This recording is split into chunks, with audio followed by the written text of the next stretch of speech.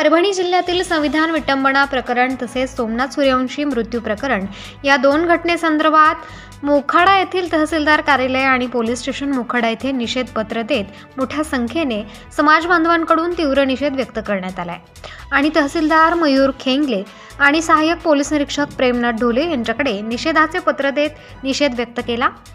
परभणी येथे संविधान प्रतिकृतीची विटंबना एका इसमाने केली असता त्यावर कठोर कारवाई करण्यात यावी यासाठी राज्यभर सर्वत्र आंदोलन करण्यात येत आहे। त्याच अनुषंगाने मोखाड्यात देखील त्या समाजकंटकांवर कायदेशीर कारवाई व्हावी आणि संबंधितांवर योग्य ती कायदेशीर कारवाई व्हावी यासाठी मोखाडा वासियांकडून आणि भारतीय बौद्ध महासभा मोखाडा यांच्या वतीने मागणी ही निवेदनाच्या मार्फत केली जात आहे।